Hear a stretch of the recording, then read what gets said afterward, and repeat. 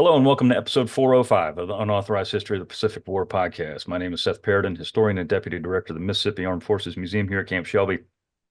And with me, as always, is retired Navy Captain Bill Tody, former skipper of the fast attack submarine USS Indianapolis, Commodore Submarine Squadron, Think Pearl Harbor, and many others. I'm choking, Bill. How are you this morning? I'm doing great, Seth, although I'm not sure I'll be doing as well after we finish recording this podcast today. I do have one bit of interesting news, though, came up this morning as we're recording this on, let's see, it's June 25th. The notice that the Marines have landed on that airstrip in Peleliu that my friend Cam Pelletier, CB, 102-year-old CB now, helped build. And so I'll be going to see Cam on Thursday and visiting with him, and I'll be able to tell him that his runway is still in use. It's a lot of things happening in the Pacific. This week, we'd also obviously like to welcome a new guest to our show. He is the former Nieman Fellow at Harvard University, author of Black Snow and Rampage, the latter of which was named one of the best books of 2018 by the editors at Amazon Kirkus and Military Times. His other works include Target Tokyo, a 2016 Pulitzer Prize finalist, The War Below, and The Attack on Liberty, which won the Rear Admiral Samuel Eliot Morrison Award. Currently, he's a scholar in residence at the Citadel. Please welcome James Scott. James, how are you? Gentlemen, hey, thanks so much for having me on. It's a pleasure to be with you. Yeah, I would say it's gonna be fun, but it's not. Let's be real with today's topic, honestly. Before we get started, we would like to ask you to like and subscribe to our show, as it helps other people find our stuff. Now, the list of atrocities committed during World War II is unfortunately a very long one. Warsaw, Katyn, Lidice, Malmedy, Berlin, The Final Solution, Babi Yar, hundreds of others just in Europe boggle the mind. In Asia, the list is a similarly long one. Some of the names are unfamiliar, such as Bangka Island, Black Christmas, Operation Sanko, Parit Sulong, Laha, Suk Ching, and others. And while those may be unfamiliar to Western ears, there are some that are not. The Bataan Death March, Wake Island, Burma Tile Railway, Palawan, and just about anything done by the Japanese to the Chinese people. But even those pale in comparison to two specific events, the rape of Nanking and the Manila Massacre. For the purpose of this show, the Manila Massacre stands out particularly. The reasons are many, not the least of which is the fact that the murders, tortures, and rape of the civilian population of the great city of Manila were intricately planned and executed. As a matter of fact, they were ordered. That order reads in part, quote, "The Americans who have penetrated into Manila have about 1,000 troops. And there are several thousand Filipino soldiers under the Commonwealth Army and the organized guerrillas. Even women and children have become guerrillas. All people on the battlefield, with the exception of Japanese military personnel, Japanese civilians, and special construction units, will be put to death," unquote. Many of the victims, well over 95,000, some say over 100,000 dead, were systematically murdered by a military force bent on nothing but inflicting pain, suffering, and death on a people who were innocent of any wrongdoing, just for the sake of killing them. No other reason, honest to God, whatsoever. The level of depravity, violence, and sheer punishment stand out for no other reasons except that when looked at deeply, a civilized human can hardly believe, much less comprehend, the reasons that human beings would inflict so much violence on other human beings. And it has to be spoken about. We've alluded to it several episodes. James, again, thank you very much for being here with us. Your book, which is right here, Rampage, is the book, which is the book on this topic, is unbelievably well written. It's very difficult to get through, but it's an important work. And if you are a student of the Pacific War and you haven't read it, I highly suggest that you do so. But just as we were saying just a minute ago, the atrocities in Manila were a planned operation for the most part. James, just jump in and let us know what you think. But the man who ultimately would be punished for the crimes that were perpetrated in Manila, and we're going to talk about each of these two guys specifically in just a minute, or at least what has been discovered in research, isn't the man who committed the crimes or ordered them. And of course, we're talking about General Yamashita. Yamashita, we've talked about this before, but it's good to get into it again. He didn't even want to hold the city of Manila, or at least that's what he said, right? Yeah, no, correct. He realized that at that point in the war that the city of Manila was actually a greater liability than it was an asset in his preparation to fight MacArthur and the returning Americans. In fact, Yamashita was a really good battlefield general, and his record is evidence of that. And so he also was not only was he a student of military history, but he was looking at what MacArthur had done in the Philippines at the very beginning of the war, is to sort of determine how he was going to prepare his own defense. And one of the lessons he learned was that you don't want to hold a city, like you want to get out. He also learned that the Bataan Peninsula, which is about 200 square miles, is far too small to be able to contain an army of the size of his at that point. And so instead, he's actually going to retreat far up into the mountains of sort of northeast Luzon, which is 10 times the size of the Bataan Peninsula. It gives him far greater ground to cover. Also has a lot of defensive terrain that he can utilize and whatnot. So all this is to say is that Manila was just too big of a liability. The population of the city before the war was a little over 600,000. During the war and Japanese occupation, as the food became an issue and societal fabric began to unravel, hundreds of thousands of people migrated into the city in search of work and food and things like that. So the population had swollen to about 1 million people at that point. He also understood that the Filipinos' loyalty remained very much to the Americans. And so having to fight an urban battle with a population that he viewed as hostile to his forces was also highly undesirable at that point. And again, he really just wanted to sort of fall back and use the terrain to his advantage. And he felt he could better do that in northern Luzon. And that meant getting out of Manila. And so that's what he did. He leaves in December of 1945 and starts his sort of fallback. He divides up his troops, into multiple geographic commands, right, orders them out of the city, head out. And at this point, the Japanese are looking at the war as one of attrition. How can we slow down the Americans and bog them down in their progress north toward the Japanese homeland? And that's his goal: slow down the Americans. And that was December 44, and was 44, his yeah, headquarters still in Baguio at that point, up north? Yeah, so he initially pulls out. From Lingaya. Yeah, he initially pulls out and heads up to Baguio. And then, of course, the Americans start bombing that area. And he's eventually going to move, if you look at a map, sort of more off to the east at that point into the Cagayan Valley there. And, of course, that's considered one of the Philippines' great breadbaskets, lots of rice fields, things like that. But if you've ever been up in that area, and believe me, I have, it is a recipe for wicked car sickness, if nothing else. Just driving those mountain roads and seeing that inhospitable landscape. Even today, 8 decades later, it's just, they're mountains, they're overgrown, they're big streams, it's a winding mess. And of course, that's what the Japanese wanted. Exactly. It gave them that high ground, and that they could then take advantage of that to be able to shoot down the Americans as they had to slog their way through. And so really it becomes for Yamashita, a perfect defense. And so that's why he wants out of the city. And again, as I noted earlier, it's really important to compare where he ends up to the Bataan Peninsula, because I've also spent a lot of time on Bataan, including 2 trips this year alone over there. And Bataan is a wonderful place to visit. It's so much history there. But when you get up to, like, for example, to the top of Mount Samat, and you can see out over the peninsula, you realize how small Bataan really is. Like I said, it's 200 square miles. It is the size of Tokyo in 1945. That's it. And so, in the case of MacArthur, he's got almost 80,000 American and Filipino troops in there, and it's just jam-packed. And so Yamashita realizes he's got way more troops than that he needs far greater resources than that. And he actually described Bataan as kind of like being stuck in a cul-de-sac. And I thought that was a really good analogy. Like, once you go into that peninsula, it's like being in a residential suburban street. You're just stuck in there. And he needed more room and more flexibility than he was ever going to get there. James, didn't Yamashita, you said he was a student of war. Yeah. Wasn't he trained or spent some time in Germany?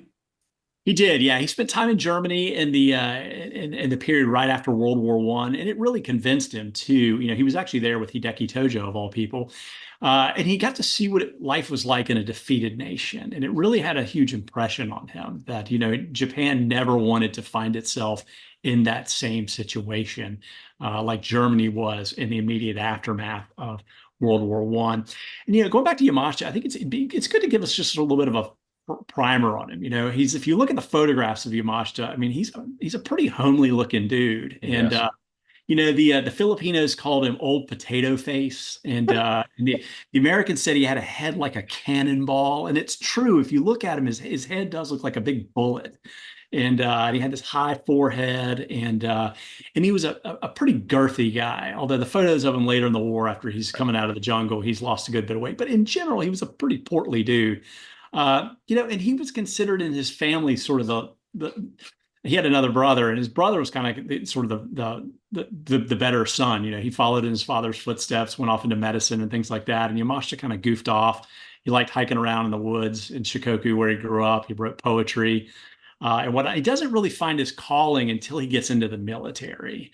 And at that point, he figures out, all right, this is where I belong, essentially. And he starts really rising up the ranks. And he becomes a great student of military history. And I think, quite frankly, his campaign in Malaysia and Singapore at the beginning of the war is really pretty perfect. I mean, comes in there, and with about a third of the forces of the British, is able to just take everything from them. And he does it I think brilliantly by using, that great weapon of war, the bicycle.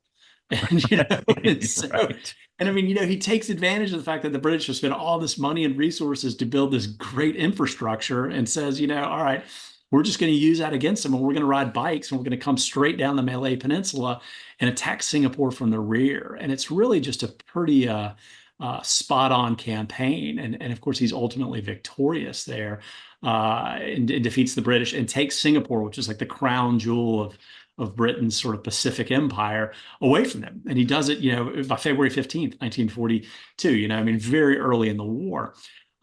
He's so successful there, in fact, that his Hideki Tojo views him as a rival. And of course, Tojo is nothing if not a political animal, and he's looking to sort of consolidate power at that point. And he recognizes that Yamashita's great campaign there is going to potentially make him a more popular figure domestically. And so he sort of ships him off to Manchuria, where he's basically going to sit on the wall and stare down the Russians. He's going to spend the whole rest of the war there until 1944. When Tojo is ousted after the fall of the Mariana Islands. And at that point, he's summoned back into play, and his career is resurrected, and he is then sent to the Philippines to sort of man that bulkhead against the American advance. And so he really sees that career resurrection at that point. But he's a real fascinating figure, I think, in a lot of ways. A very successful military strategist in general. Sorry, Seth, I got to say this. So Enrico Totti was in the Italian bicycle infantry in World War I, Basilleri it's called, and received the Italian version of the Medal of Honor. They call it the gold medal. But yeah, if Yamashita was a student of history, he's probably familiar with the Basilleri and the bicycle infantry operations in World War I. Go ahead, Seth. I was going to say, well, for the fact that he's placed in a position of importance in the Philippines in 1944 doesn't really, and we've talked about this a lot, the rivalry between the Army and the Navy, and I'm not talking the United States, I'm talking about Japan, is such that, and we were talking with John McManus about this, and I think this holds a lot of sway in that, the Navy, when Yamashita says, okay, let's get out of Manila, let's pull out, let's get out of here. And he does get most of his troops out of Manila. There's 1,500, 1,800 army left back in Manila at one point. But by and large, they get most of their people out of there. However, the Imperial Navy does not. And they hold they hold most of their people there. And the impetus behind that, obviously, is to destroy the port facilities and render the port and all of its infrastructure useless to the Americans, and it's a very viable military cause. Mm-hmm. However, those guys, for the most part, are led by one gentleman that we have spoken about before. His name is Rear Admiral Iwabuchi Sanji. Of course, Iwabuchi was captain of the battle cruiser, battleship, whatever you want to say, Karishma, when she was, perforated by USS Washington, and he didn't go down with the ship and all this other jazz. Now, let's talk about Iwabuchi, because if there is a villain in the story, and there is, or many, he is it. Yeah.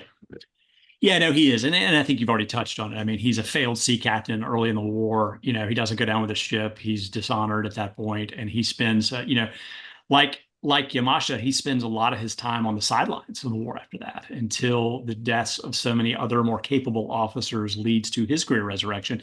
And he's sent to the Philippines, and he is in charge of the Manila Naval Defense Force. As you noted, their job is to blow up the port facilities and whatnot. And that was really Manila's great advantage was its port. I mean, it's got this huge deep water port. It's guarded by, Bataan, Cavite, and Corregidor. It had a lot of warehousing space and things like that. So if you're moving supplies in and out and things like that, it's a far better setup than what the Americans are ultimately going to use up at Lingayen Gulf. And so the job there is to destroy all that. And so, but he sees an opportunity in Manila to sort of for redemption. And by that, the orders that Yamashita gives everybody are to, your job is to slow down the Americans. And if you can slow them down by a day or even half a day, Yamashita tells everybody, then you've done your job. And that's effectively what Iwabuchi is going to do. And he sees in Manila an opportunity for an urban bloodletting, similar to Stalingrad, that he can turn this architecture in the city against the Americans. And it's important to remember, too, that Manila is it's a fascinating city, and I highly encourage anybody if they're able to go and visit it, because it's a city filled with ghosts these days. It's just I love going there and visiting. You've got the old Spanish citadel called Intramuros, which means between the walls, and it's about 170-acre historic heart of Manila, and it's an old walled city. And it's now a UNESCO World Heritage Site, and it has walls that are anywhere from 10 to 40 feet thick, that are 2 stories high in a lot of places. And it is a natural defensive citadel. And then around that, during the American period, which is after the United States during the Spanish-American War, took possession of the Philippines, we then helped with the development of a bunch of more modern typhoon and earthquake-proof buildings. These are government buildings, the legislature, city hall, finance, agricultural buildings, things like that. And they sort of ring right around the old walled city. And so these buildings are like fortresses in their own right. And so he comes up with the idea that we can turn this, against the Americans. We have the defensive ability here to use these buildings, use this old walled city against the Americans, and really and take take a lot of attrition in the process of them having to retake these. And so that's effectively what he does. So he sees how to use Manila against the Americans. And it's fascinating. If you go there today, all these buildings are still there, even though they were pulverized during the battle and whatnot. The Filipinos, in the wake of the war, patched them all back up. And if you can go up to the top of some of the hotels there, you can get a real lay of the land. You can see from Intramuros the walls, and you can see these buildings sort of ringing the outside of the wall. And it really gives you an awesome view of what's going to ultimately be the defining battlefield for Manila. And it's definitely set up the way he, and we talked about this with John a couple weeks ago, the way he decides to set up defenses in there, in these buildings, and not just the agricultural building, places like that, but I mean, just like houses even. Yeah. I mean, it was a very predetermined, well-planned, frankly, defense, and that, he sets up staggered walls inside of hallways to help his troops avoid grenade concussions and things like that. I mean, this is an intricately planned. I mean, obviously he doesn't do all this, but he orders people to do it. Yeah. But this is an intricately planned defensive network within the city. Correct. And of course, at the end of the day, the inhabitants of said city are still there, and that's what, of course, leads to the topic that we're going to get into here in just a second. But I guess what I'm trying to say is that all this was intricately planned by this man to make life as miserable as humanly possible for the Americans that are going to come in. Yeah. And then in turn, he's going to do the exact same thing to the Filipinos, because the Japanese were keenly aware of the Filipino guerrilla movement. I mean, this is nothing new. This has been going on literally since the day they got there. And as the Americans have pushed closer and closer, and especially once they land on Luzon, things start to tick up in terms of guerrilla movement. So the Japanese are keenly aware of this, and they've been dealing with this for years. And this, of course, factors into some of the decisions that are coming into play here very, very soon. What there were specific orders exactly that detailed how to deal with these people. James, what can you tell us about some of this stuff?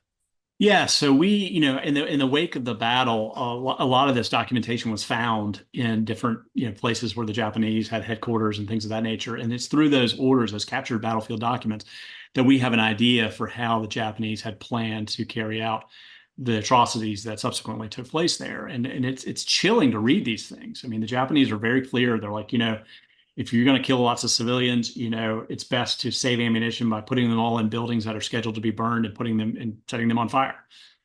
Throw them all in rivers and drown them. And then also they reflect not only that, but they also reflect the fear of the guerrilla movement. And the Japanese guerrillas, as you noted, had gotten stronger and stronger and stronger throughout the course of the war. And by the time the Americans come back, they're a very formidable force. And of course, they're not wearing uniforms, so it's hard for the Japanese to figure out where they are. They become paranoid about who's a guerrilla, who's not. And so they basically put out an order that says at one point, you basically can consider anybody out there a guerrilla or sympathizer. And at that point, it's pretty much fair game for all civilians.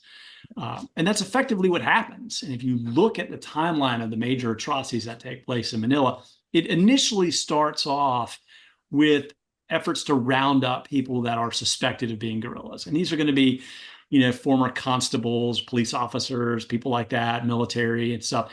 And, folks that would, have guerrilla leanings or the potential that the skill set that the guerrillas would be after. And that's going to shift as the battle progresses into just wholesale slaughter of all civilians. And it's going to go from just military age males to old people, women, children, you name it, that are going to then start falling victim to the Japanese. And so, and that's going to lead to, just wholesale murder. And one of the first, exactly to your point, one of the first instances, not the first, but one of the first large-scale massacres occurs when a Japanese army Colonel Noguchi and some of his men sweep through a portion of the city, rounding up men, old and young alike, that they were suspected to be guerrillas, and they lead them to this little place called the Dy Pac Lumberyard. James, let's talk about Dy Pac here. This is one of the first massacres that happens in Manila. It's also one of the first massacres that's uncovered by United States Army troops. Correct. Yeah. So what that is, and that's, and again, this is one where they're really initially the Japanese are going after suspected guerrillas and guerrilla sympathizers. And so they go and they round up. This is north of the Pasig River in Tondo, and they round up approximately 100 or so people. They bring them out to this lumber yard there, and they line them up. And initially it's the males, and it's nightfall at that point. They're illuminating them with flashlights, and they just start with this like an assembly line progression, going down the line and chopping people's heads off. And so in like so many of the cases of what happens in Manila, we know what happened there because one or two of the people survived, and it's through those handful of survivor accounts that we know how this atrocity unfolded. And so the big tragedy of what happens in Dy Pac is as the Japanese initially, they round up all these people, and it is families. It's not just suspected guerrillas, but it's also their wives, their children, things like that. But initially the Japanese attack the men. They go down the line, line them all up one by one and attack them. And then after that, they then turn on the women and children there, and that's really one of the big tragedies here. I noticed in your notes you'd mentioned, one of the guys, Ricardo San Juan. Yep. He is one of the survivors, and he survives because the Japanese they try to cut his head off, but the muscle and the tissue in the back of your neck and the bone are pretty hard, and if you don't hit it just right, sometimes you don't succeed. And he ended up with a huge gash in the back of his neck, but he ultimately survived, and because it was dark, he was able to sort of pull himself into the weeds or whatnot as the Japanese were regrouping to attack the women and children. And it gave him a viewpoint to watch as the massacre continued to unfold. And the tragedy of what he witnesses is his pregnant wife and 3 of his children are then murdered by the Japanese. And he sees them as they begin to stab his children. They take one of his small children, they throw them up in the air, catch them on the end of a bayonet. And then tragically, they end up stabbing his pregnant wife through the abdomen. And of course, he has to witness all of this. And of course, this is, as you noted, one of the first atrocities that American troops are going to discover, because they're initially coming into the city from the north, then they're going to kind of swing around. Others are going to swing around from the east. Then they're going to come up from the south, and they're going to sort of compress the city like that. And this, of course, is one of the first ones that is discovered. And it gives the Americans sort of a glimpse of the horror that's about to unfold in Manila. Uh, So, James, the beheadings, I mean, they were using their samurai swords, right? Yes. But they weren't trying simply to channel samurais. They thought they were saving ammunition, I guess. Is that what was happening here? Yeah, I mean, ammunition is a theme that shows up repeatedly in their orders and things of that nature. Because remember, at this point, they're cut off. There's going to be no more supplies coming in, no more troops, no more reinforcements, no nothing. So everything they have, they've got to rely on. But I'm also going to say, if you look at the patterns of atrocities committed by the Japanese throughout Asia, the sword and the bayonet are frequent. I mean, the bloodshed tends to be a very intimate, in-your-face kind of horror. I mean, you see it in the rape of Nanking. You see it in the wake of the Doolittle raid, where hundreds of thousands of people are killed there too. You see it in the Suqing massacre, which was on Yamashita's watch in Malaysia. So, I mean, it's kind of part and parcel for how the Japanese operated, and it's gruesome, and you're going to see it throughout the Battle of Manila. It's no different than their military operations, especially in 42. They lived and literally quite often died by the sword, the believers in cold steel tactics as opposed to firepower. Yeah. But I think that was, just ingrained in their culture, frankly, to that point. Exactly to what you were saying before, I actually have the verbiage to the disposal of bodies here. A Japanese order regarding the disposal of Filipino bodies stated, quote, when Filipinos are to be killed, they must be gathered in one place and disposed of with consideration that ammunition and manpower must not be used to excess. Because the disposal of dead bodies is a troublesome task, they should be gathered into houses which are scheduled to be burned or demolished. They should also be thrown into the river, unquote. So, I mean, it's very explicit as to what they want these people to do or what they want to happen to them. There's one. Go ahead. I was going to say, you see that. I mean, that how the Japanese then set about destroying the city is just like that. It's burning. Yeah. It's grouping people together in homes, burning them, things of that nature. So, and this business of throwing the bodies up and catching them, the babies up and catching them on the end of the swords or the scabbards. It's almost, this isn't the isolated incident. It's almost like they're doing it for sport. It is. And I'll tell you, it's crazy because, the first time you read about it, you're like, really? And then the second time, the third time, I mean, if you go through the documentation on the Battle of Manila and all the survivor accounts, you see it happen multiple times, that it was not a one-off. I mean, I've probably read half a dozen different accounts of survivors who talk about this. And if you go to Corregidor, they actually have a mural painted in there, and they actually have one of the artists sort of painted that exact scene out on Corregidor. So, I mean, it shows just how frequent this was. I mean, it has become kind of one of those tragic images associated with the Battle of Manila. It's disgusting. Yeah. You're talking about grouping people into one large area to kill them or to try and kill them. One of the other we did an episode.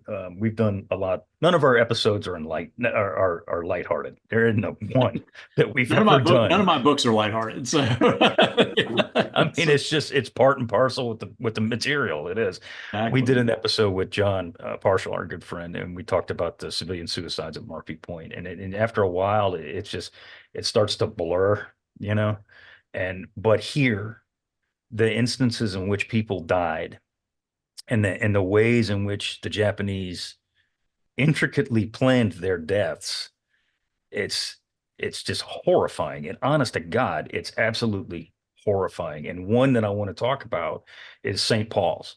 Yeah, St. Paul's College. Is it still there? I'll be honest with you. I don't know. Yeah. It is. Okay. Yeah, I figured it was. On February the 9th, the Japanese in the area of Malate began the now usual rounding up of civilians. In this instance specifically, the Japanese were telling the civilians that they were moving them out of harm's way. And we see this happen in Europe too with the Germans. Do the same kind of thing. Oh, hey, come on, let's get you out of the harm's way. Let's get you off the battlefield, put you in a safe place. Well, we all know what happens then. And this is really no different here. if the people protested leaving their homes, they were forced out by sword or bayonet or pistol or whatever the case may be. And initially, they were placed in the school's garden, which is a fairly large area, but it's hotter than bejesus outside. These people are, clamoring for food and water. And the Japanese, I guess, were still preparing for their ultimate demise. That's why they didn't let them into the building. But let's talk about this horror show here, this systematic murder of people at St. Paul's College. Yeah, and it's important that you brought up a good point because you mentioned the date, February 9th. And I think that's important. The Americans arrive in Manila on February 3rd. And of course, they liberate Santo Tomas, which is the big internment camp there, and they take Malacanang Palace. And so by February 9th, you're 6 days in. And at that point, that date, and I've looked at sort of graphed out all the different atrocities that took place in Manila. And it's important to note that that date is when everything shifts. And by that, that's kind of like the fulcrum on which the violence really goes from cases of, this could be suspected guerrillas to just wholesale slaughter of civilians. And at that point in the war, you have to remember the Americans are, at that point in the battle, the Americans have crossed the Pasig River. They're compressing. Iwabuchi's plan was initially to, burn the northern part of the city, then fall back across the river and sort of hold everything. At that point, he's really realizing how doomed they are. Yeah. The Americans have way more firepower, way more troops. They're across the river. They're coming up from the south. I mean, it's just, they're going to lose. And now they didn't suspect they were going to lose anyway, but it's just happening much, much faster. And so February 9th is the date when if you look at all the atrocities, things really go into a much more violent, much higher gear. And it's also interesting to look at them because the creativity involved in each of these atrocities, and that there are certain things that are repetitive, but in general, most of these major atrocities, no two are the same. And that's the thing that just dumbfounded me when I was researching it, was the level of creativity that the Japanese put into how to kill people.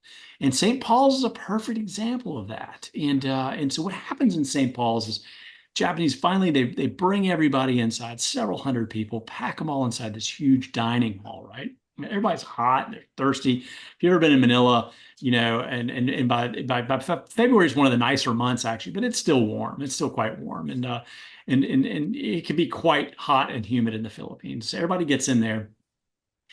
They're thirsty, they're hungry, and all that. And so what the Japanese do is they toss out a bunch of food into the center of the room. And so there's sort of this mad dash for people to grab these candies and things like that.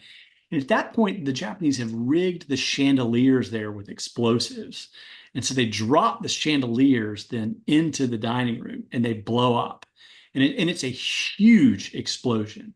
And in fact, I've seen the post battle photographs of that dining hall, and it shows it literally blew the walls out, of the building there. And so, of course, what immediately happens for the survivors who are in there is that many of them are just blown to bits. Their amputations, they're dismembered and things like that. But for the few survivors that are there, they're going to rise up. There's going to be smoke and dust in everybody's eyes from everything.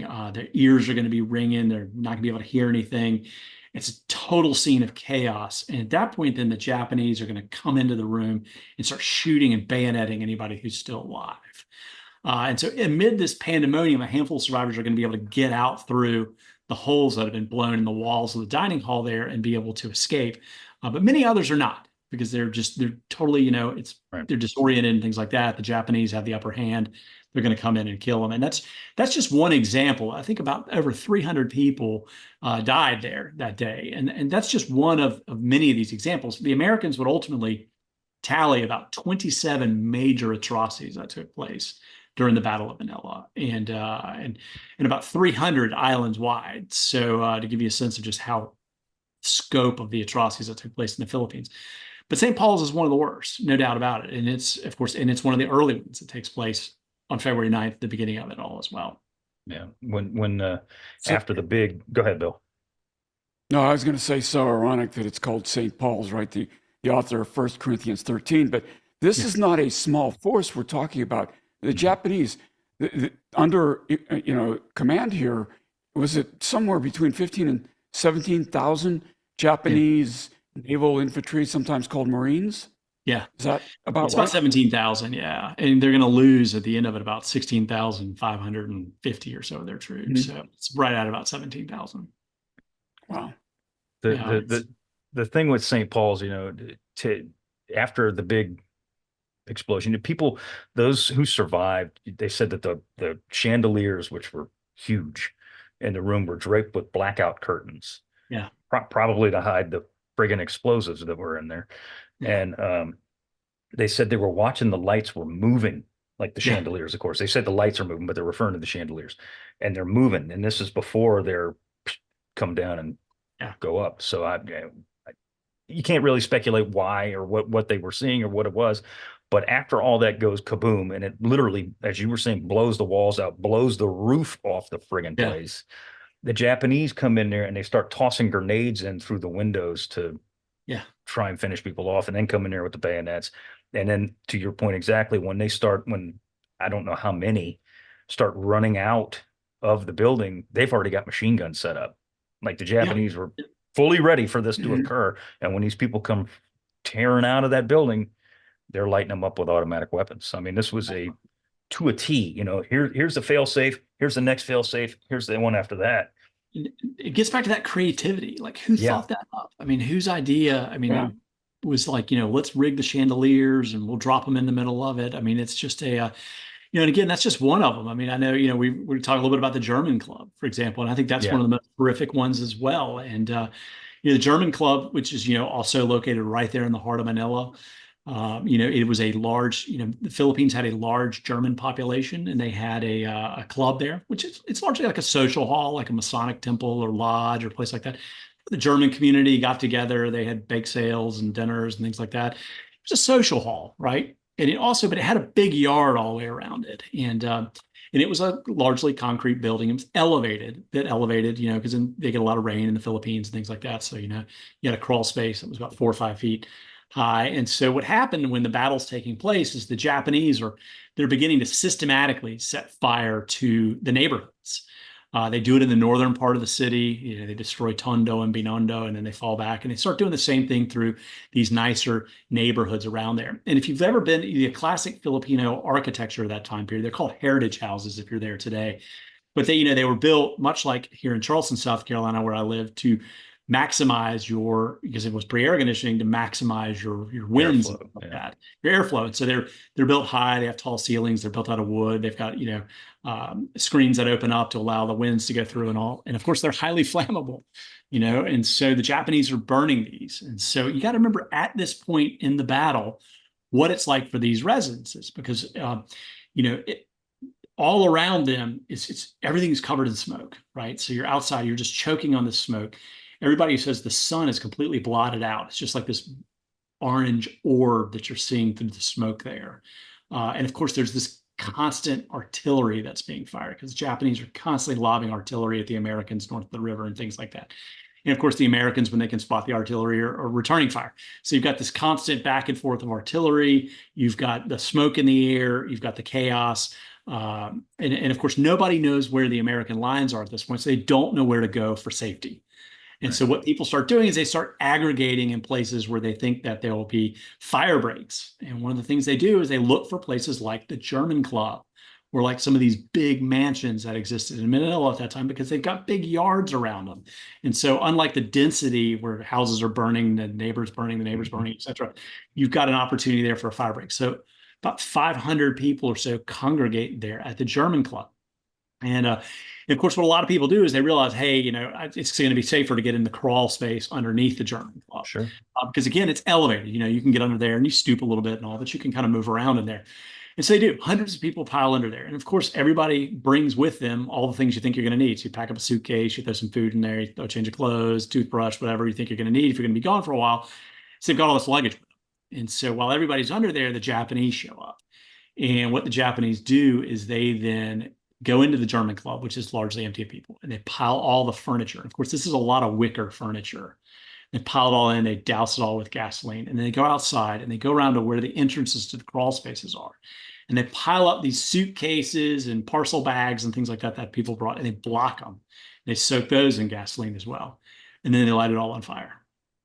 And then they, just like they do at St. Paul's, they wait. If anybody comes out, we're going to shoot them. We're going to bayonet them. And so, this huge building begins to burn down on top of all these people who are inside this crawl space underneath it. And again, it's through a handful of these survivor accounts that we know what it was like for those people under there. And you can imagine the fear. You're trapped under there. You can't really get out very easily because your entrances are blocked by burning suitcases and stuff like that. You also can hear the fire up above you. The smoke is everywhere. You can smell it. It's chaos. People are crying. They're shouting, all this kind of stuff. And so we do have a handful of survivor accounts of people who do make an effort to break out. And of course, the Japanese start bayoneting them. A couple of the women that they break out, they rape them. They cut off their breasts. They do just really atrocious things to them. But it's through those accounts that we know how awful it was. There's one survivor account, Francisco Lopez, who does survive. His family, he leaves his family under there, and he makes it out, and he's wounded by the Japanese, and he lays there, and he can listen to the screams of the people as this building's burning down on top of him that afternoon. And of course, over time, the screams get less and less and less until eventually they're drowned out. Of course, the whole German building is literally reduced to nothing but sort of its concrete foundation at that point. The whole club is gone. All those people were killed. It's interesting. If you go to Manila today, you can visit the site where the German club was. It is a parking lot. Nobody has ever rebuilt on that space. I've been there several times, walked to those grounds, things like that. It is just, even today, 80 years later, that is hallowed ground. Everybody still knows what happened there at the German club. And that's just, again, go back to those orders we talked about. It's better to put people together in places and burn them. Exactly what they did there. And again, different creativity from St. Paul's, but yet same ultimate accomplishment of killing hundreds and hundreds of people. The thing that stuck. What's that? I'm sorry. Go ahead, Seth. I was going to say maybe we don't need to stomp our foot on this point, but you mentioned the German club. These were German people, allies, many of them, who kept saying, "We're your allies. We're friends. We're on the same side." And the Japanese just didn't care. Yeah.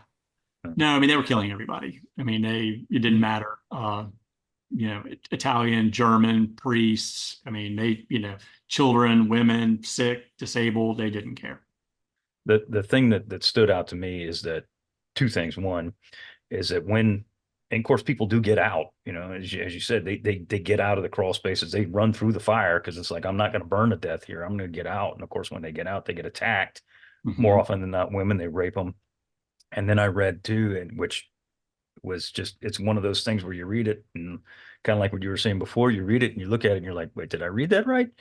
And after these women are raped, they're dazed and they light them on fire in the middle of the street. Just they soak their hair, light them on fire. And not just women. Light them on fire. No, not just women, but these particular, I mean, females, girls. Yeah. It's there's just it's a level of brutality. It's just it's unimaginable. I mean, and when I was writing the book, I quoted all the documentation and sources from that, and I did it on purpose because frankly, it's I can paraphrase it, and I can probably paraphrase it so that it would be smoother and cleaner than somebody who's testifying in a deposition. But I really felt it was important for people to read it straight from the survivor's account. Yes, because it's so horrific, like you almost don't believe it unless you hear it from that person. And so I felt like this is probably the book I've written that has the most quotes from anybody in there ever, because it's like I just made a decision, like I gotta let these people tell their own stories. I've got to get out of the way of it.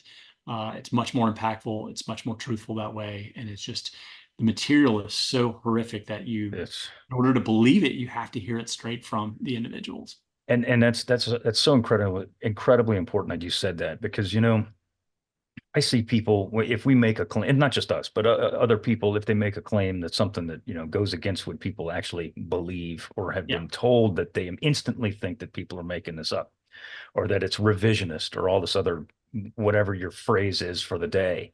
And it's so important that people understand that this is not just some isolated. It didn't happen just one time, and it didn't just happen where people walked up and shot somebody. I mean, the levels, as you said, creativity and the consistency in which this was done, with which this was done, it boggles the mind. And to be able to refer exactly to survivor testimony or eyewitness, whatever you want to call it, that gives it that concrete proof that, yeah, this did happen. And frankly, there were probably things that were worse that nobody survived, so we don't know.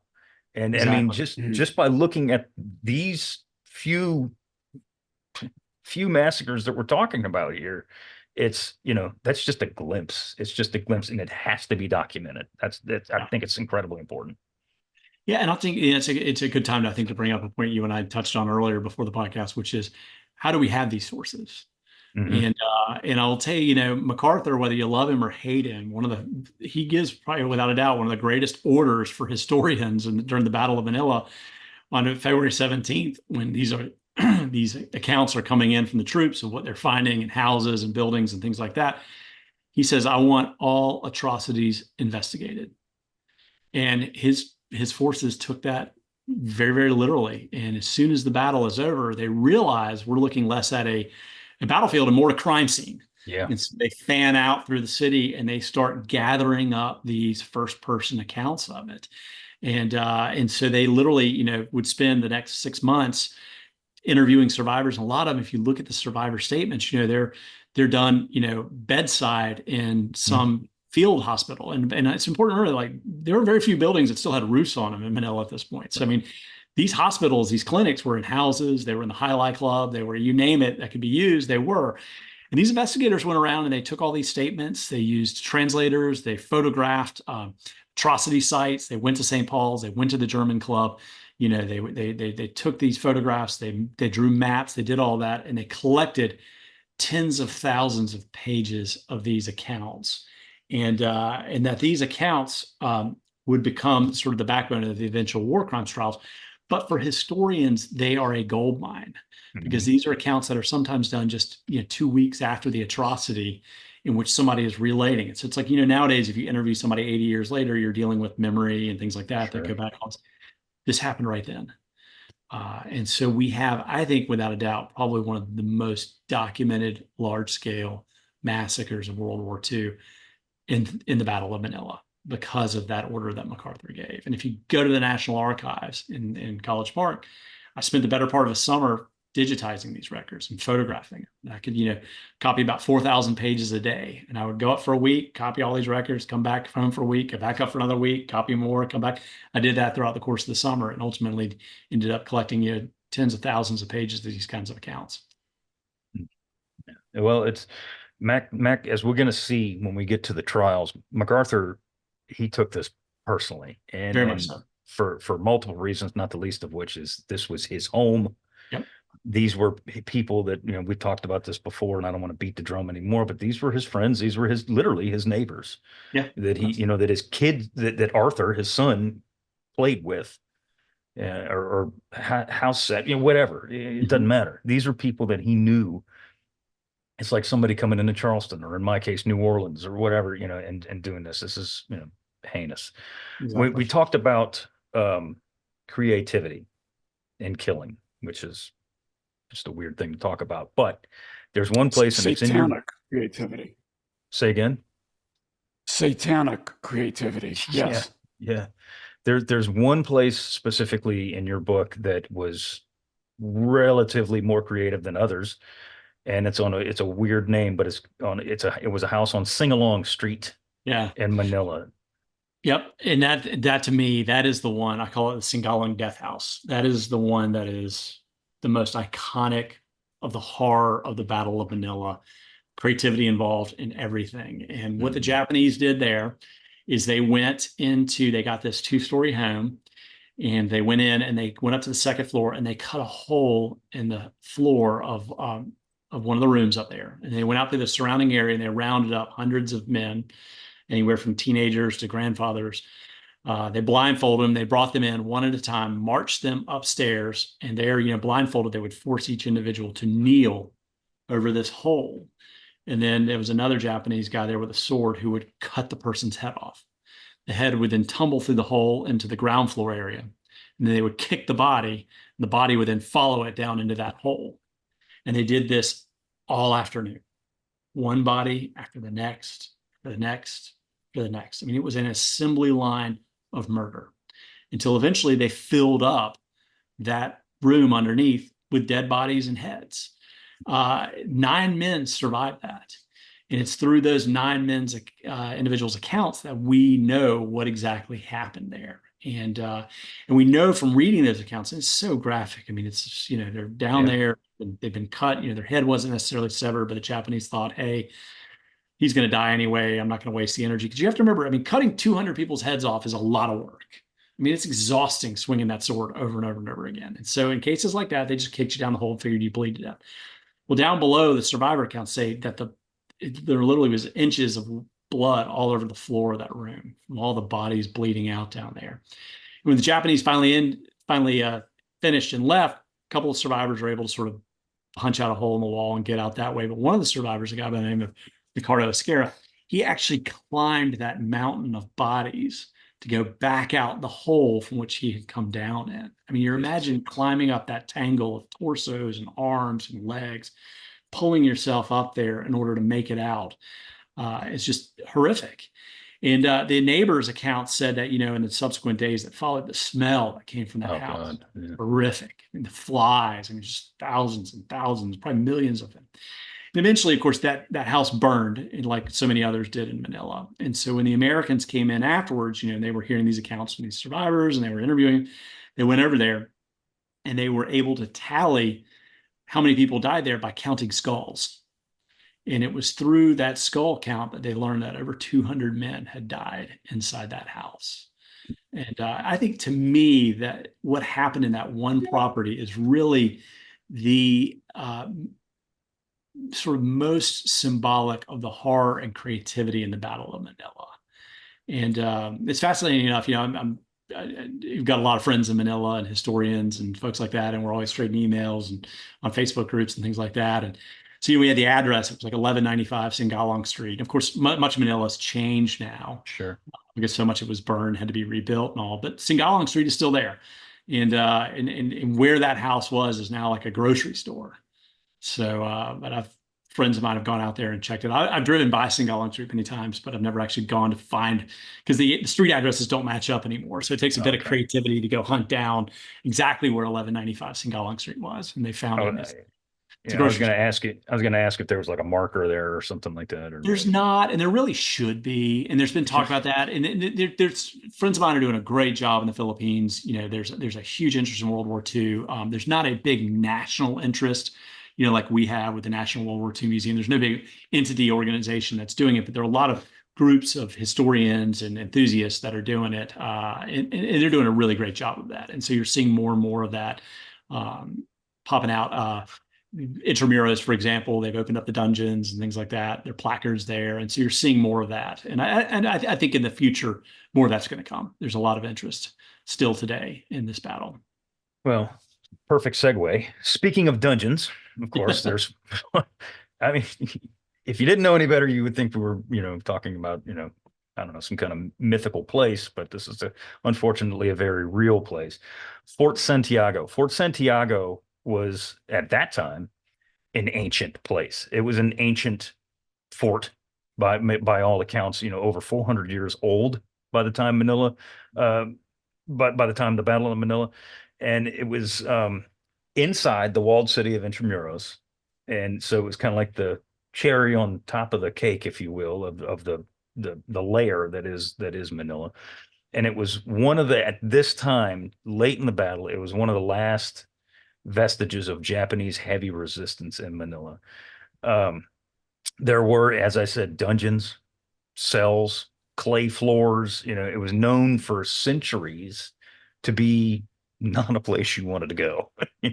You didn't want to go to Fort Santiago if you could help it.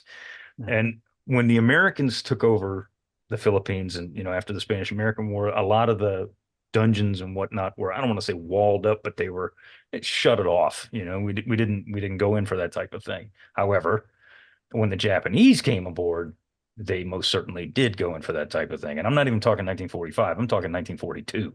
Mhm. And as a matter of fact, the Kempeitai were headquartered in Fort Santiago. And if you know anything about the Kempeitai, they were, the equivalent or worse than the Gestapo in Nazi Germany, frankly, in my opinion, probably worse. Mhm. But James, after the American invasion, it was always used as a torture house. Fort Santiago was always used as an interrogation place, or again, not a place you wanted to be if you were Filipino.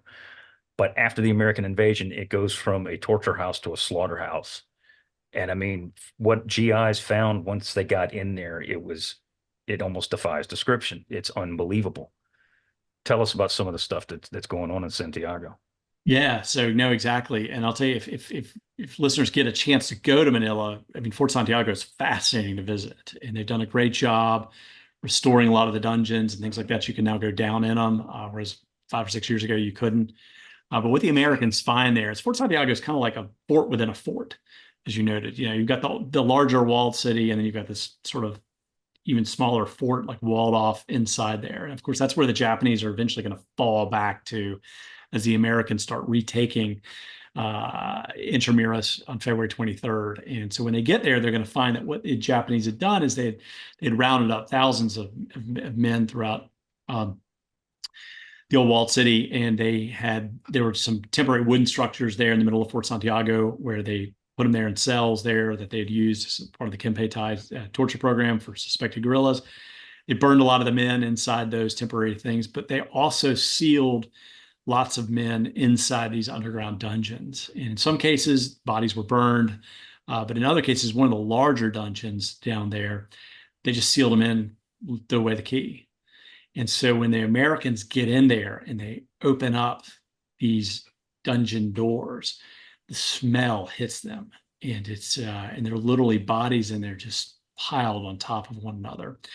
And a lot of these people either suffocated or starved to death. And you can see from their fingernail scratchings where they literally try to claw their way out of this. But of course, these are stone walls that are, Yeah, been you ain't there getting through since that. Spanish Inquisition. You're never going to get through it. And so the Americans were faced, there are any number of estimates of how many people were in there. It's 500, 600, 1,000. I mean, the Americans had different estimates. The Filipinos had different. If you go there today, there's a cross that marks it. They have 600 on it. But anyway, it's hundreds. It's a significant amount of people there. And the Americans were deciding, what are we going to do with it? I mean, their bodies are coming apart. They're putrefying. What are we going to do? And so they make the decision that they're just going to burn everything. And so that's what they do. They burn all the remains inside and then scoop up the ashes and remove them. And for decades and decades and decades, Fort Santiago remained sealed. And if you go there now, you can actually go down underground. There's a tour that you can go through. They have placards underground, photos that kind of show what it was like. And it's a haunting experience to go down under there. You get a sense of how hot it is, how humid it is, because one side backs up to the Pasig River. The walls are just moist, and the sweat and everything that you're going to have when you go down there, it's just claustrophobia. It's a very powerful experience to go down and see what it must have been like for those unfortunate souls that were locked inside there. Yeah. The Army report that you were alluding to said, quote, all indications point, this is the large room. All indications pointed to the fact that the civilians were locked in this cell, the steel door locked, and the people inside left to die of starvation. So God knows how long they'd been in there. I mean, they could have been in there weeks. They could have been in there months. Go ahead. I think lack of water is what killed them all. Probably, they'd have sweated out and died within days, I would think, as opposed to, the start, because it's hot. I mean, you go down. The bodies could have been in there for months. Yeah, they could have. It's just so miserable down under there. I mean, even today, when you go down, you don't want to stay under there long. And I've taken guests through there, and we've had some who are like, nope, not going down. I'm not doing it yet. They stick their head down through that door, and they're like, nope, not doing it. So, Bill, when I was going through the notes for this, you and I texted back and forth, and I said, there's only so much you can take there's only so much you can talk about. And I think we both came to the conclusion that going into the intricate details of each and every one of these massacres is probably a little more than we want to, or people frankly want to listen to. But we need to kind of move on from the depravity and the murder, and get on to the aftermath, because that's just as important what happens here.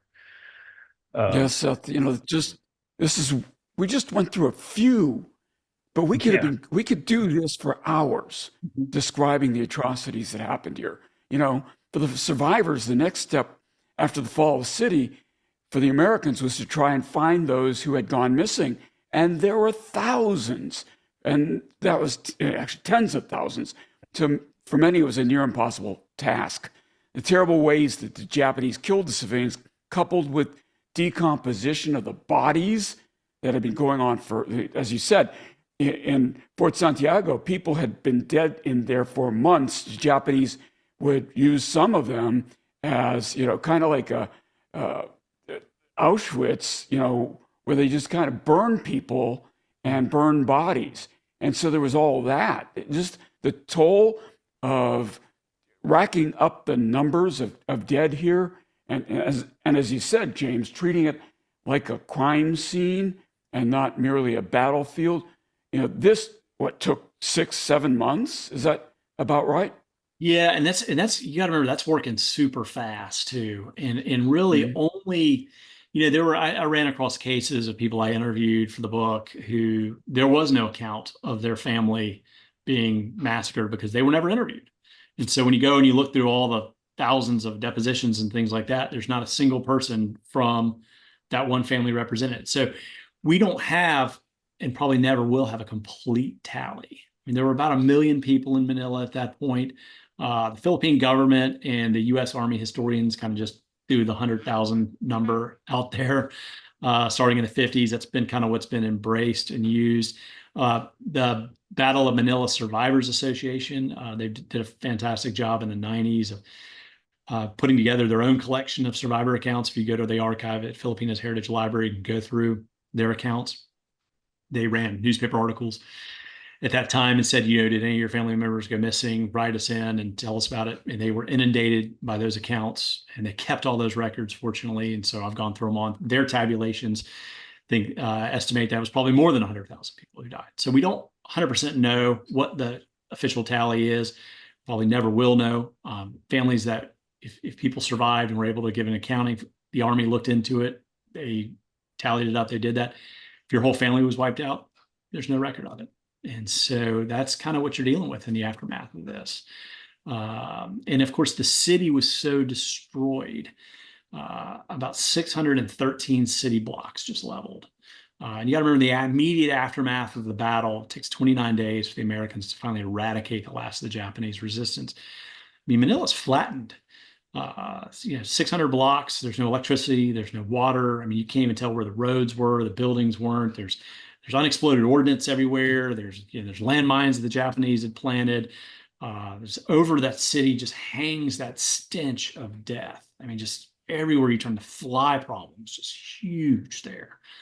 Some of the troops' accounts, the Americans that came into Manila afterwards, talked about how you couldn't even eat. You open your mouth, flies went in. And you knew where those flies had been.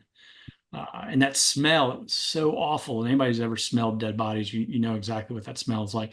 But it was so pervasive that one infantry major said it was like you didn't just smell it, like you could taste it, and you were constantly spitting. Like that's how awful Manila was when the Americans have to begin this task of tabulating the human carnage of this battle. It's important to remember, we spend a lot of time talking about, and rightfully so, all the lives lost, but it's important to remember to sort of pull back the lens a little bit and say, this was also the cultural destruction of this great city. And, Manila was, before the war, was this, it was called the Pearl of the Orient, this beautiful city, it's right on this amazing waterfront there, it had great architecture, you had the Manila Hotel, you had, it was just, you had history dating back to the Spanish, and so not only did you have all this, houses destroyed and people's lives lost, but you lost all these cultural institutions, your museums, your archives, your medical records at the hospital, so it's really just, it rips this gaping cultural wound in the Philippines through this battle, through this 29-day fight. And so that's all of what is being faced when that battle finally ends. That's the reality that's settling over the Americans and the Filipinos as they begin to sort of take stock of what this battle has done. Can you get into the effort to identify the dead? I mean, we talked about, the Japanese scorched earth. I mean, they lit everything on fire. Anything they could, they set it to fire.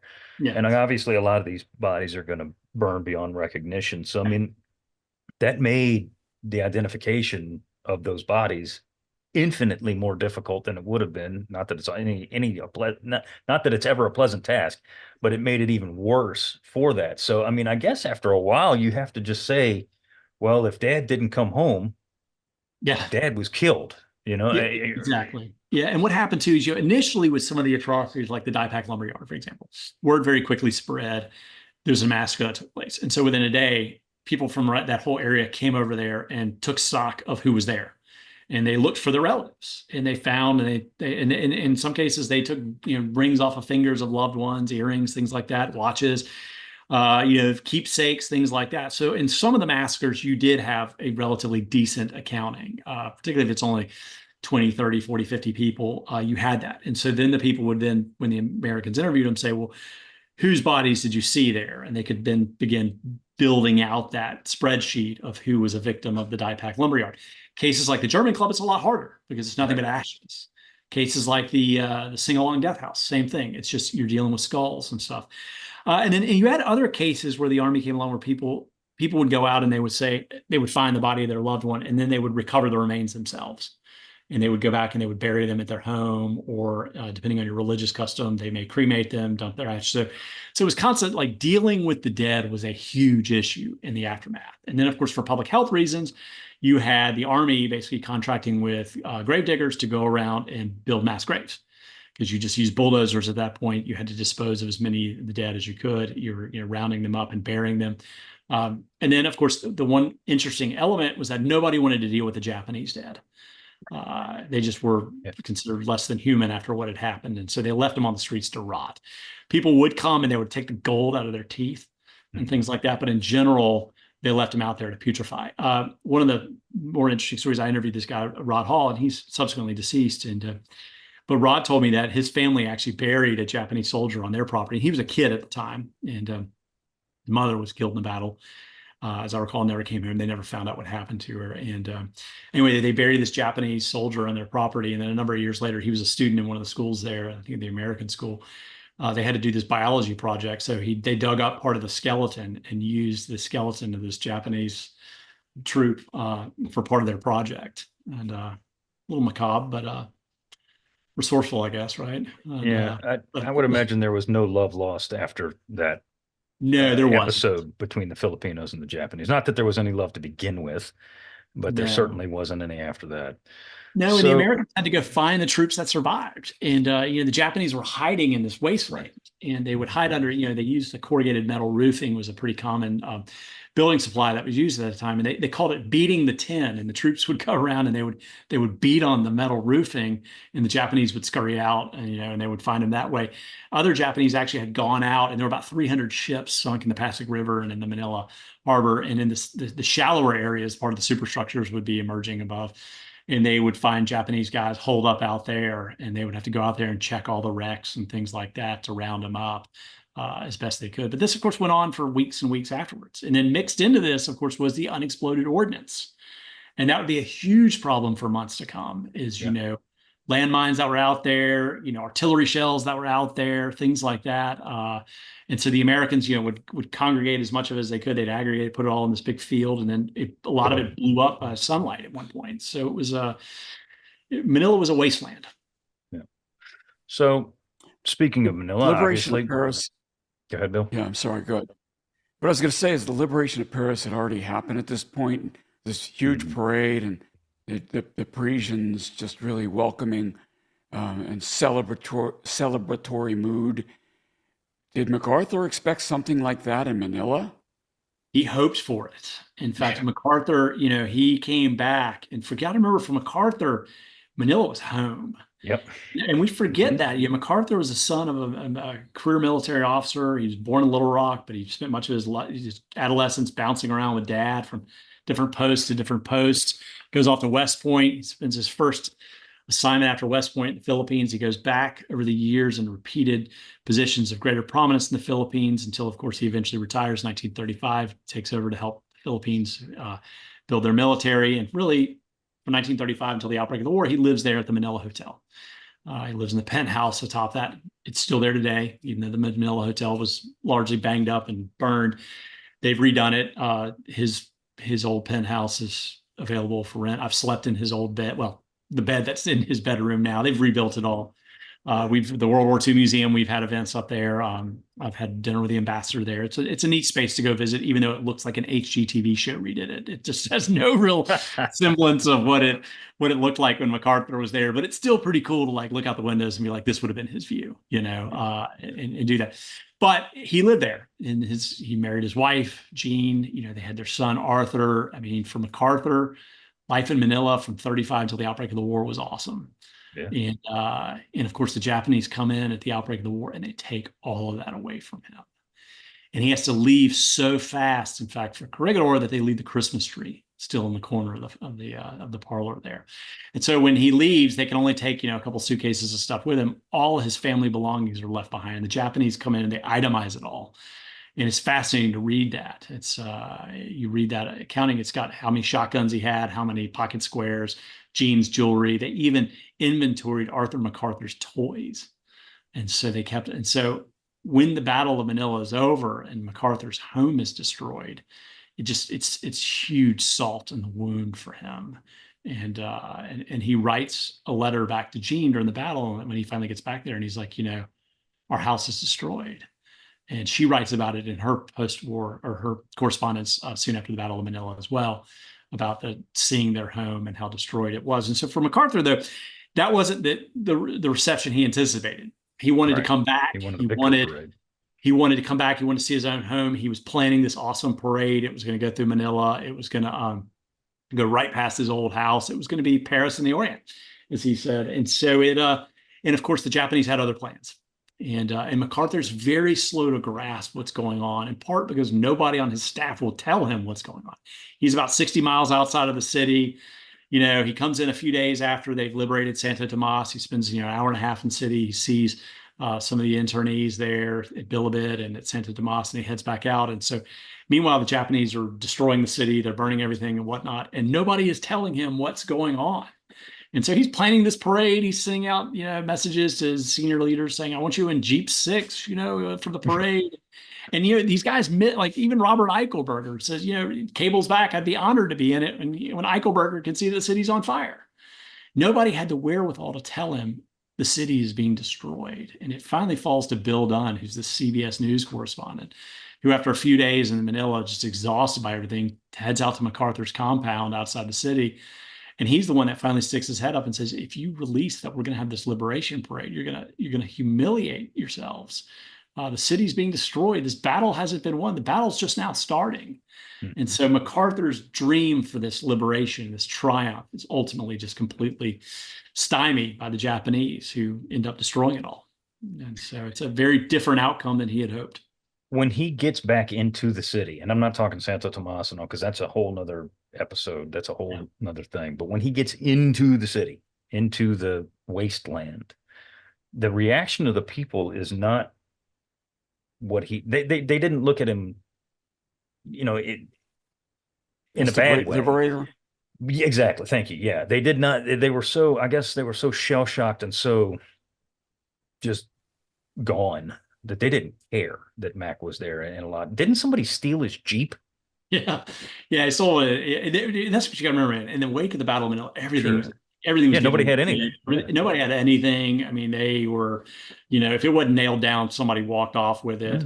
You had bootleg liquor issues soon after the Americans get there that killed a bunch of GIs. I mean, it was like the Wild West when MacArthur finally gets back in there and sets up. And housing was incredibly scarce. About 200,000 people were left homeless by the Battle of Manila. So, there's all the housing's been destroyed.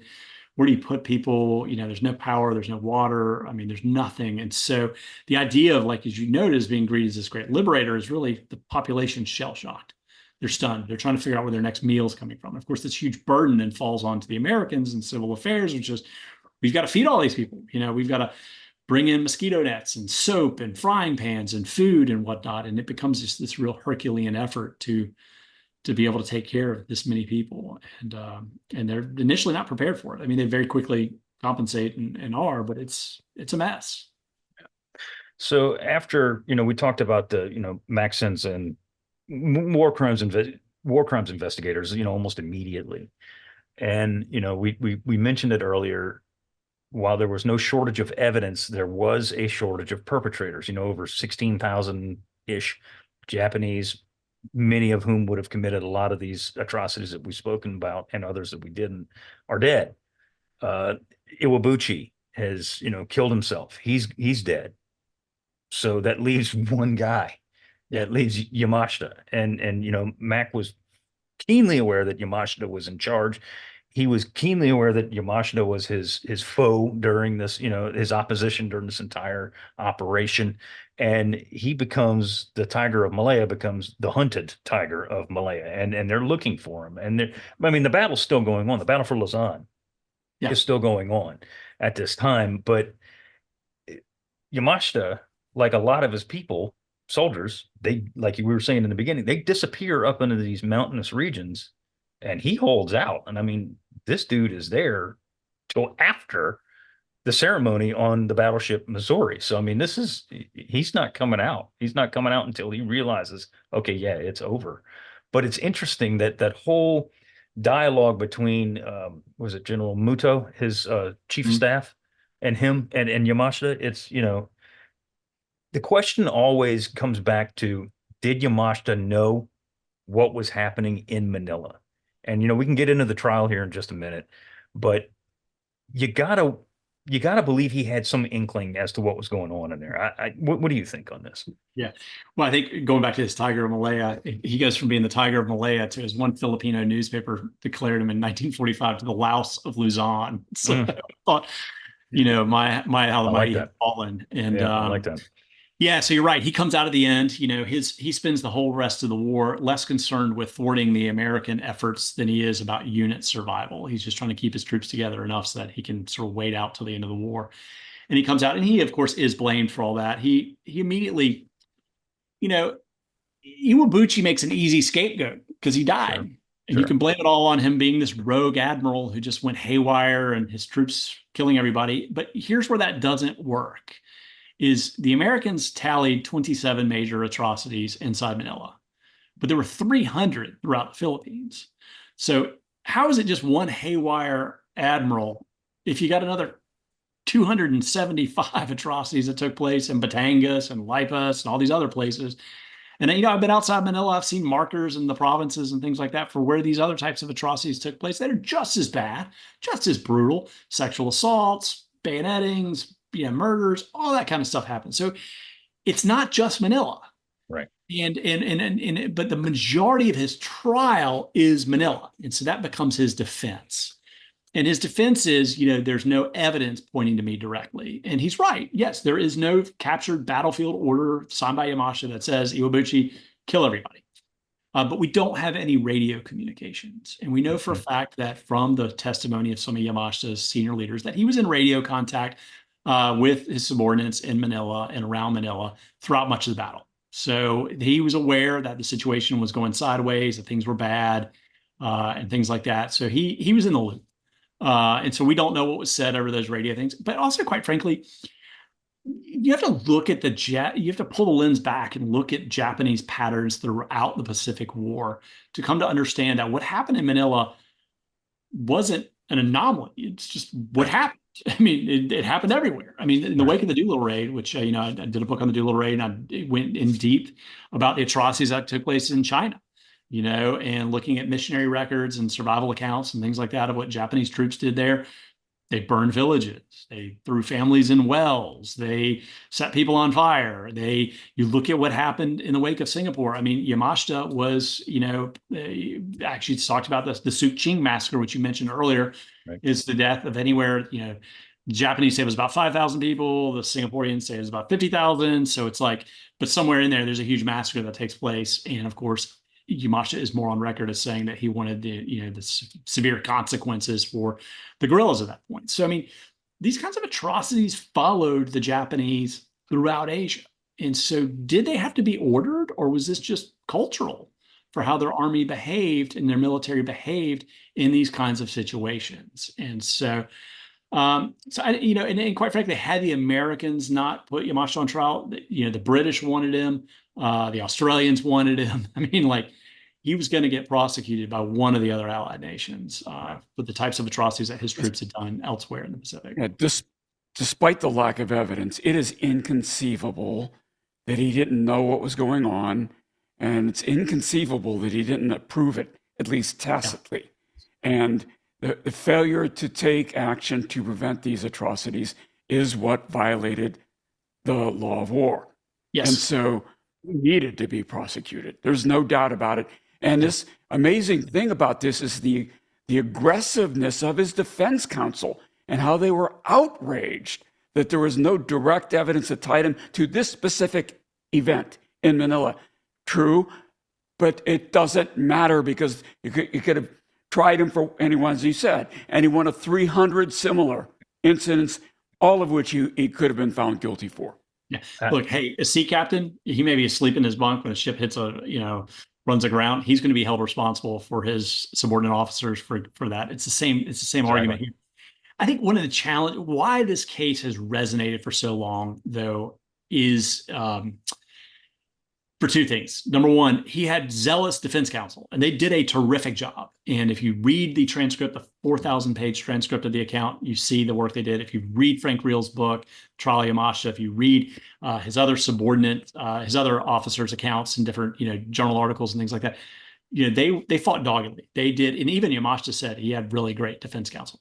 The other mistake all the way to the Supreme Court, right? Yeah, it goes all the way to the Supreme Court. The other mistake that was made is, and I uncovered this when I was working on Rampage, is that the judges had actually, when this case was being adjudicated, and the judges went into council, went into chambers to vote on Yamashita's guilt for innocence and what should happen to him. They made a pact that they would never speak publicly about this trial, and because they felt that the weight of the evidence was overwhelming and that they didn't need to put their thumbprint on it, that they would just say, they would publish the trial transcript, they would put it out there, and they would walk away. And what happened then is, of course, one or two of the guys died off. And then you see the efforts of the defense counsel in subsequent years to really frame this as an issue of, the United States had sort of railroaded Yamashita and whatnot. And then at that point, the General Russell, who was the leader of it, said, look, we couldn't, we'd made this pact that we couldn't do it. And of course, we should have broken our silence. We should have spoken out. We should have pushed back on the narrative that was being shaped post-war by the defense lawyers, but we didn't. And I think that was a mistake on their part that allowed the narrative to take hold from the defense counsel. And if you look at even the obituary of Frank Reel, who was, probably his dogged, I think the obituary in the New York Times is like, Frank Reel, defender of General Yamashita died. I mean, that became part of his identity. It's like his crusading on behalf of Yamashita. And like I said, look, I would have wanted Frank Reel as my defense lawyer. No doubt about it. I mean, those guys, they were dogged and they fought hard. They fought in the courtroom. They fought in the public media spaces. They fought everywhere for their guy. And that's how that narrative has taken hold and lasted for all these years, I think. So, one thing I find interesting in the whole, whether Yamashita knew about it or didn't know about it is that right after or right before he comes down from the hills, he tells General Muto, he says, quote, and this is according to Muto, says Yamashita said, I must take responsibility myself alone. Mm-hmm. He does not say, Muto does not say what Yamashita is referring to. Exactly. It doesn't say if he's referring to Manila, the defeat. Who knows? Who knows? And I mean, as historians, we don't want to we don't want to guess. But again, falling back on what we were saying, what Bill said earlier, he had to have known what was going on to some degree. Did he know about the, German club? Probably not. But I mean, who knows? Maybe it might have been mentioned to him at some point. And to think your they point, what you knew. were saying, go ahead. Yeah, I was gonna say, I think they had radios, and Sure. so Yeah. and they were monitoring news broadcasts and things like that. And by April of 45, when the Americans really start putting out how bad things got in Manila, for example, the Spanish break ties with Japan and things like that, and Right. that all made international news. He would have heard all that, and so there's no doubt he knew what the worldwide reaction to what had happened in Manila. They would have had that over their radios. So I think they knew. One of the big things that, and you mentioned this in your book specifically, is that one of the big things that the prosecutors used was Japanese diaries. Yeah. And even literally, like, physically pieces of written orders and typed orders or whatever the case may be. But the diaries specifically are what damned Yamashita really more than anything else. And at the same time, and we mentioned this briefly earlier, absolutely enraged Douglas MacArthur, because he's reading this stuff too. And he reads this and it just lights him on fire. Not trying to be funny, but and he says, quote, Max says of Yamashita, quote, he is not fit to die as a soldier, unquote. And that pretty much sealed his fate after that. I mean, I'm sorry. Halls of justice or not, I mean, that man wasn't getting off no matter what, because MacArthur was infuriated. Well, and it also reflects in how he's ultimately hanged, stripped of his, not only of his, rank and everything else, but stripped of his uniform. I mean, MacArthur orders him, not shot, not in uniform, nothing. And he at least let Homa be shot, which is considered more of a military death than being hanged. So he seemed to give more pity to his, General Homa, who was the Death March general, than he did to Yamashita. Yeah. And another thing too that I found interesting is that several Japanese POWs, of which, as we all know, there were very few and far between, admitted to being part of, maybe not necessarily Manila, but massacres or atrocities in some way, shape, or form. And read it in your book, and I've read it elsewhere too, that the common answer is usually, I was following orders. Exactly. And of course, if you go into anything about any of the atrocities in Europe, of course, former members of the SS or whatever always say, well, I was following orders. Well, that's the common fallback on any type of atrocity. But at the end of the day, you got to be the one to stick that knife into that baby. Yeah.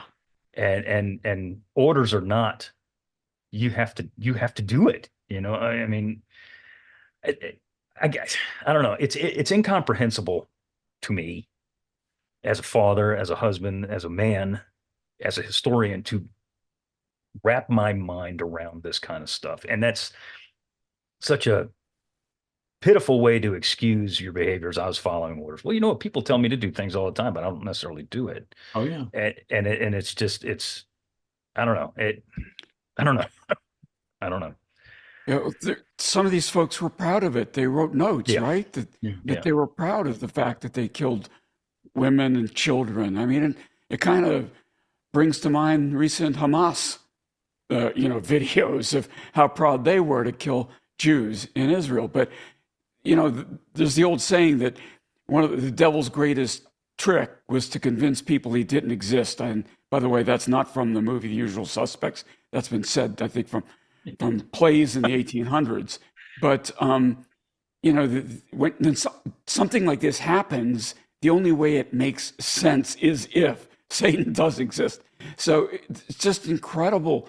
It goes beyond the pale. It's not just the acts themselves, but it's the fact that there was no sense of that they needed to hide this. They were absolutely proud of it. Absolutely. No sense of remorse. Exactly right. Yeah. So, not getting into the trial, all thousands of pages of it, but let's just, I have to bring this up because I think it's interesting and important. Yamashita, when he comes down and he's taken prisoner by the Americans, it's a friendly, existence between the two of them. I mean, he meets General Baitler, and Baitler's like, not a chance. I'm not shaking your hand. You can go kiss it. And understandably so, because Baitler saw what had happened inside Manila. Whether he believed Yamashita to be, responsible or not, and I could completely understand Baitler's reaction. But when Yamashita's in American hands, he's treated well. He's fed steak dinners. He's given coffee. He's drink cold beer to wash down his meals with. He's living a pretty dang good life.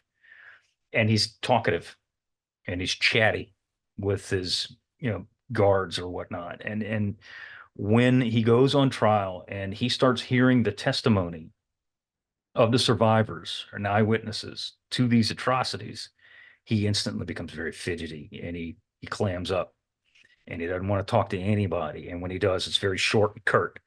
And, he just, it's almost like a kid who's done something wrong and his parents found out is what I relate it to. And what's your take on that, James? What's your opinion?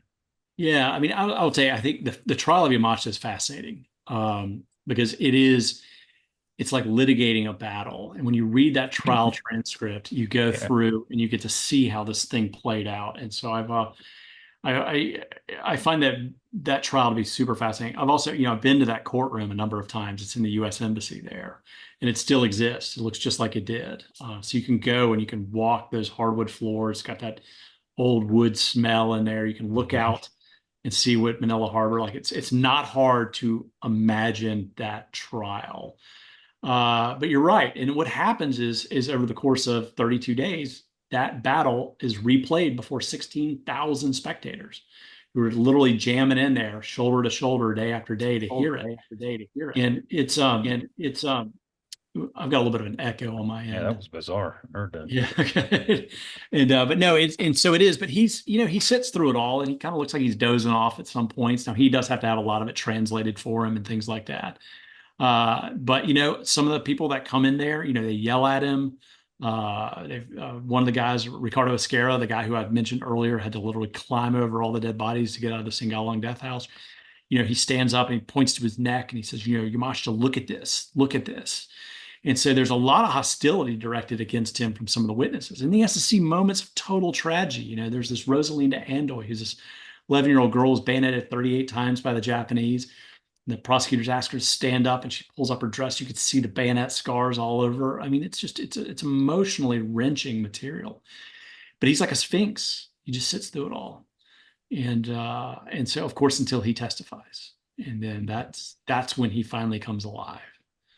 And, he testifies over the course of a couple of days, about 15 hours of testimony. And again, he falls back on that same defense, which is, Iwabuchi's fault. I did everything I could to control my troops, not my responsibility. And that's the defense that he has articulated from the first time he's interrogated at New Bilibid prison all the way up through his trial. And that's his position. Yeah, that's my story, and I'm sticking to it. Exactly. Yeah, it's easy to blame somebody who's dead, who admittedly did orchestrate the killings. I mean, Iwabuchi, there's no question there. Iwabuchi was the villain, but again, and I guess we'll never know. The answer is we'll never know whether he knew about it or not. But it's irrelevant, frankly, because he does get convicted of war crimes and he is indeed hanged.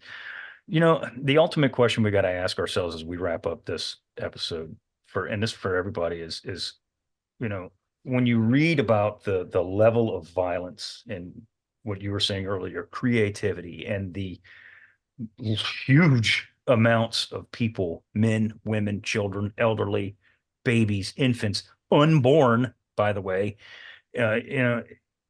why? That's the question. And again, I don't think we can answer that. I don't expect anybody to come up with some revelation and say, this is why.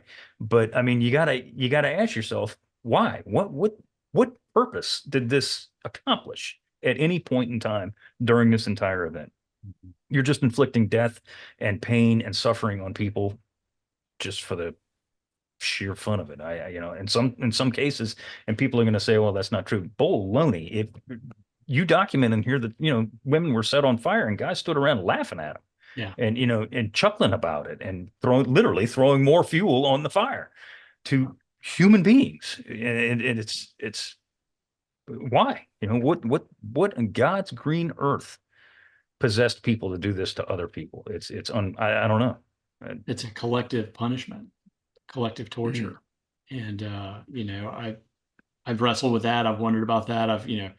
Folks in the Philippines have, because it goes above and beyond just like, well, we were worried that it was suspected guerrillas. I mean, you're inflicting mass collective Yeah. punishment.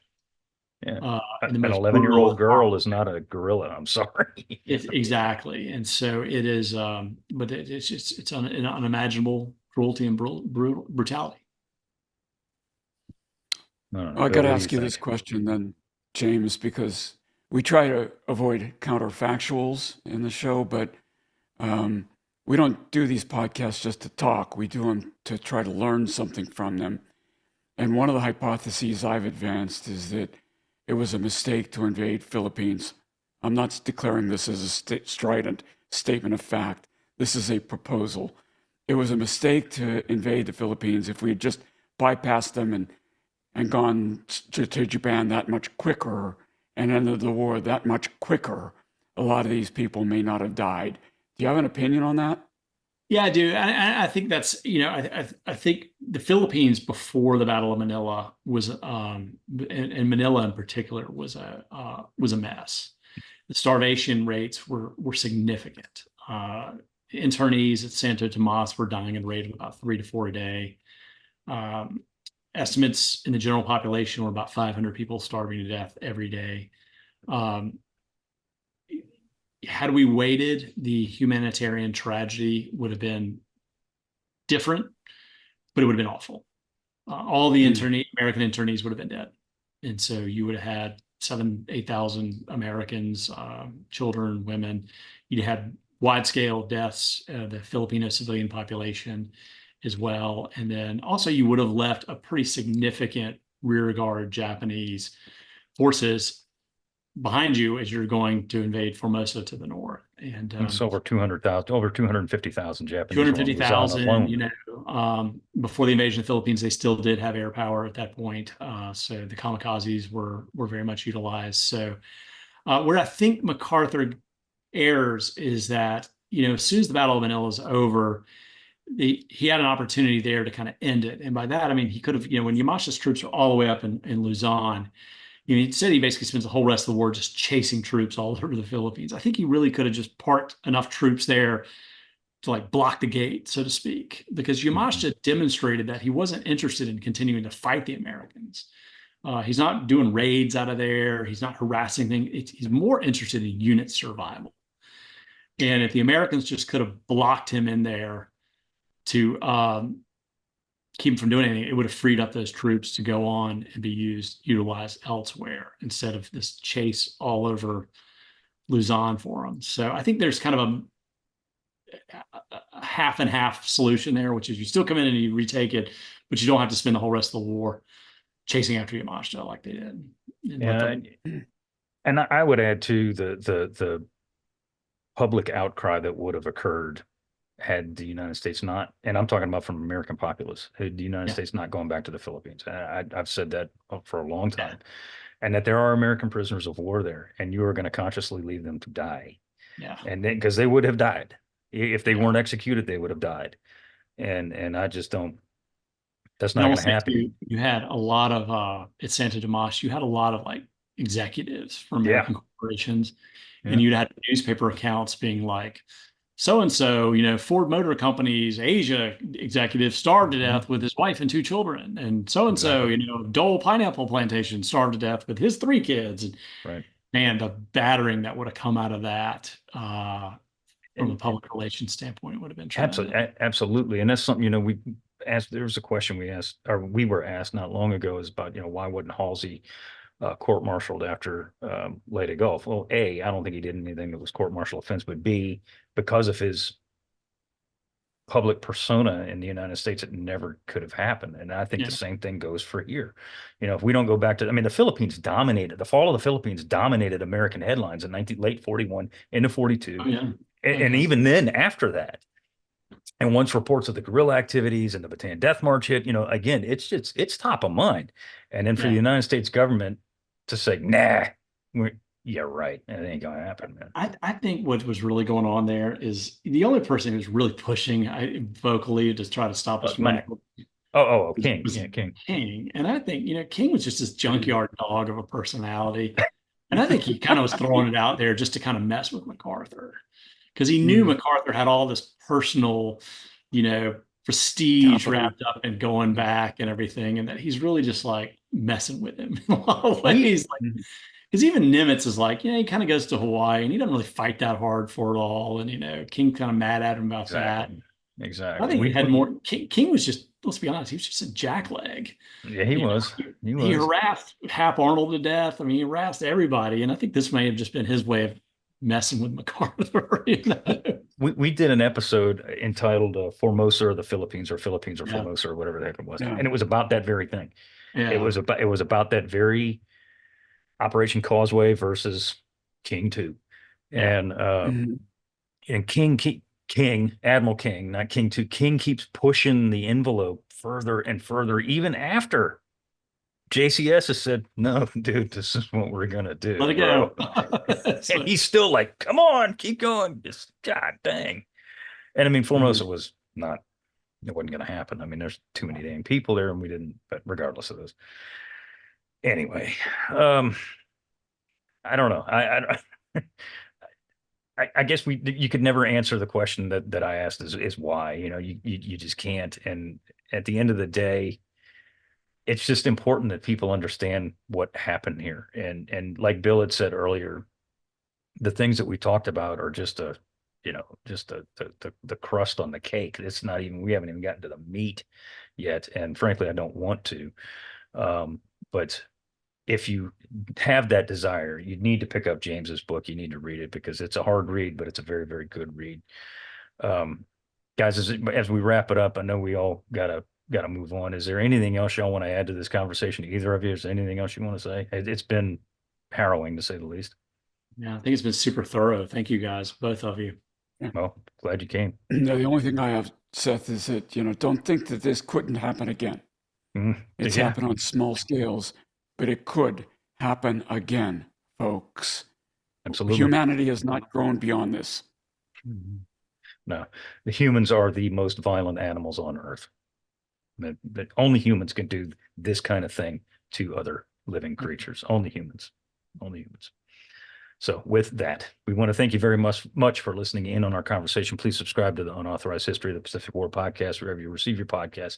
Give us a rating and review. We do appreciate it. If you want to look at our YouTube channel, please do so. If you want to send us a comment or a question, send us an email at unauthorizedpacificpodcast@gmail.com.